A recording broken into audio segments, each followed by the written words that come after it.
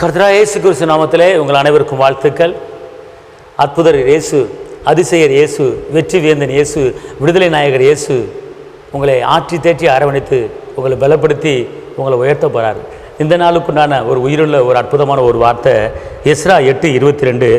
தேவனுடைய கரம் தம்மை தேடுகிற எல்லார் மேலும் நன்மையாக இருக்கிறது. தேவனுடைய கரம் தம்மை தேடுகிற எல்லார் மேலும் நன்மையாக இருக்கிறது.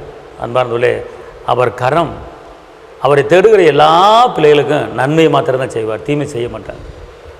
இன்றைக்கி நம்முடைய வாழ்க்கையில் தீமை ஏன் வருது அப்படின்னு கேட்டால் அவரை தேடாமல் இருப்பதுனால தான். அவர் சொல்லிட்டாரு, என் கரம் என்னை தேடுகிற பிள்ளைய மேலே இருக்கும் அப்படிங்கிறார்.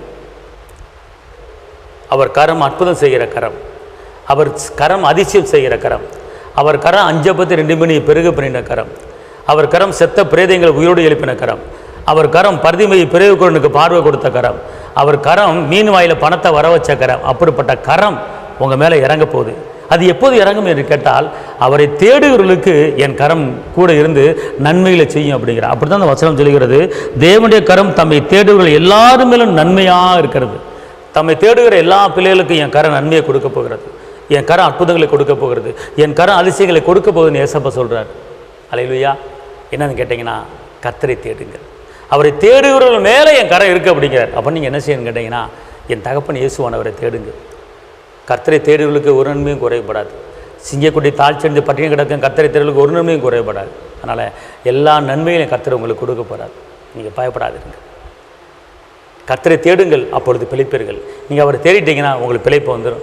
நீங்கள் அவரை தேடிட்டீங்கன்னா அவர் கரம் உங்கள் மேலே வந்துடும். நாளை இன்றைக்கி ஒரு தீர்மானம் எடுங்க. அனுதினமும் ஏசப்பாவை தேடுங்க, அனுதினமும் ஏசப்பாவை துதிங்க, அனுதினமும் ஏசப்பாவுக்கு நன்றி சொல்லுங்கள், அனுதினமும் ஏசப்பாவை ஆராதிங்க. நீங்கள் ஆராதிக்கும் போது அவர் கரம் கூட இருந்து எல்லையே பெரியாதி உங்களை ஆசீர்வதித்து எந்த தீங்கும் அணுகாமல் உங்களை பாதுகாத்துக் கொள்வார். அப்படிப்பட்ட தெய்வம் இயேசு. நான் உங்களுக்கு அச்சபிக்கிறேன். தகப்பனை ஏசப்பாவை நன்றி உள்ளத்தோடு துதிக்கிறேன், ஸ்தோத்திரிக்கிறேன். கரம் பிடித்தவரே, கைவிடாத கண்மலையே, கைவிடாத மீட்பரே, கைவிடாத இரட்சகரே, அப்போ இந்த நாளை ஆசீர்வதிங்க. இந்த நாளுக்குண்டான வாக்குத்தத்தங்களை கொடுத்துருக்கீங்க. உங்களுடைய கரம் கூட இருந்து எல்லையை பெரிதாக்கி ஆசீர்வதித்து எந்த தீங்கும், எந்த பிரச்சனையும், எந்த கஷ்டமும், எந்த நஷ்டமும் வராமல் உங்களுடைய பிள்ளைகளை பாதுகாத்துக்கொள்ளுங்க. இரத்த கோட்டைகளை மறைத்துக் கொள்ளுங்க. தேவ கிருபை, தேவ பலன், தேவ பாதுகாப்பு கூட இருக்கட்டும். இந்த நாளை ஆசீர்வதிங்க. இந்த நாளில் உங்களுடைய பிள்ளைகள் எந்த இடத்துக்கு போனாலும், எந்த இடத்துக்கு வந்தாலும் தேவ கிருபை கூட இருக்கட்டும். இயேசுவின் நாமத்தில் பிதாவே, ஆமென். கர்த்தர் உங்களை ஆசீர்வதிப்பார். தேவனுக்கு மகிமை. ஹல்லேலூயா.